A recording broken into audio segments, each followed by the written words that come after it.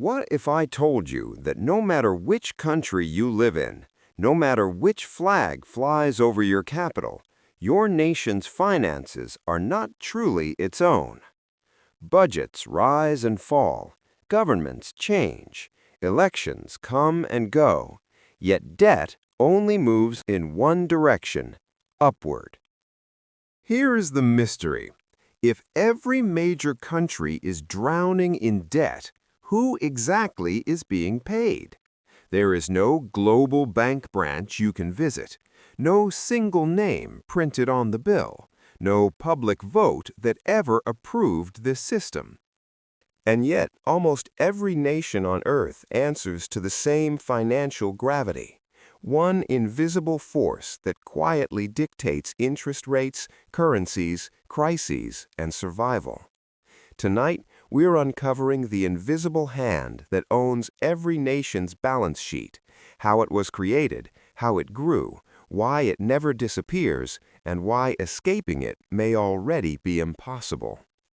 To understand who owns the balance sheet, we must go back to when money stopped being a tool and became a weapon. For most of human history, money was limited: gold, silver, tangible value. If a king wanted more money, he needed more metal or higher taxes. That limitation was a problem. Wars were expensive. Empires expanded faster than treasuries. Rulers needed a way to spend future wealth today. That's when debt entered power. Early banking families discovered a dangerous truth. You don't need gold to lend money. You only need trust.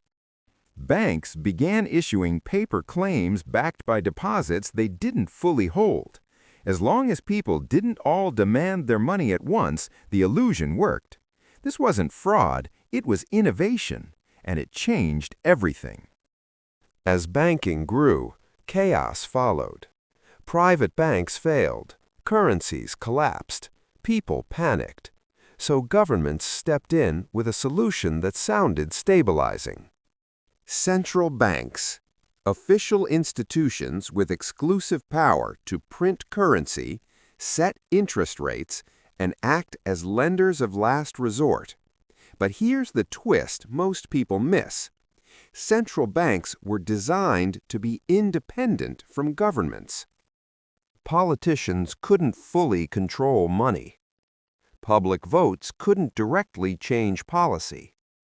Debt could outlive any administration. Governments now borrowed their own currency into existence. From that moment on, nations no longer owned money, they rented it with interest. And interest is where the invisible hand tightens its grip. Debt was never meant to be repaid. That's not an opinion. It's math. When money is created as debt, the principal exists, the interest does not, which means the system requires new debt to pay old interest. This creates a cycle: borrow to grow, grow to service debt. Slow growth causes crisis. Crisis justifies more borrowing. Every recession becomes a rescue. Every rescue increases dependency. Every dependency transfers control. Countries didn't just become debtors, they became hostages to liquidity. And the invisible hand didn't need to rule nations directly.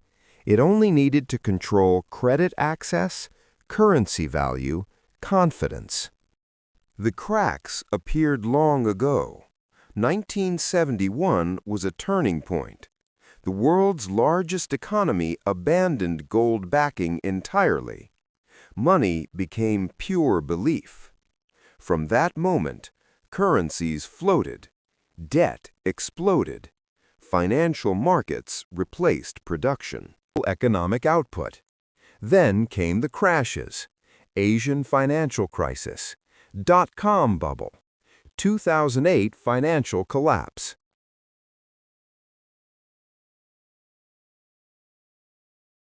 Economic telling style: private risk, public rescue, bigger balance sheets, less accountability. Losses were socialized. Control was centralized. The invisible hand didn't fail, it expanded. Governments don't pay debt. People do. Through inflation, reduced purchasing power, higher taxes, asset bubbles. When currencies weaken, wages lag. When rates rise, homes disappear. When markets crash, savings evaporate. But the system survives because it doesn't need prosperity, only participation.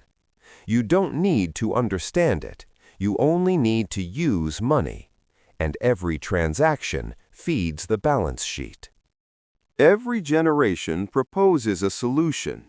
Regulation, debt forgiveness, new currencies, monetary resets. But reforms fail because they attack symptoms, not structure. You cannot fix infinite debt with finite growth. You cannot vote away interest compounding, currency dilution, liquidity addiction. Even alternatives are absorbed. Digital money, centralized. Transparency, selective. Decentralization, re-centralized through regulation. The invisible hand adapts faster than resistance. Even alternatives are absorbed. Digital money, centralized. Transparency, selective. Decentralization, re-centralized through regulation. The invisible hand adapts faster than resistance. Today, the numbers are staggering. Global debt has surpassed hundreds of trillions. Interest costs rival military budgets. Central banks hold assets once considered unthinkable. And when inflation surged, rates rose. Debt servicing exploded. Governments borrowed even more. The solution to debt was debt, once again. The balance sheet grows. The hand tightens. Here's the final twist.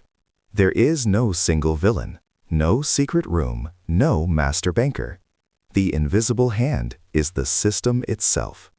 A self-reinforcing structure where debt creates power, power preserves debt, crises justify expansion. It doesn't need intention, it only needs momentum. And momentum is unstoppable. Until it isn't. Takeaway 1. Modern money is not neutral. It is political power in numeric form. Takeaway 2. National sovereignty ends where debt dependency begins. Takeaway 3. The system survives not by strength, but by making alternatives unthinkable. History shows us one truth. No financial system collapses because people understand it. It collapses when they stop believing in it.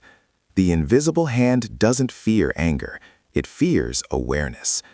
If this changed how you see money, debt, or power, share it, question it, and keep watching. Because once you see the balance sheet, you can never unsee who owns it.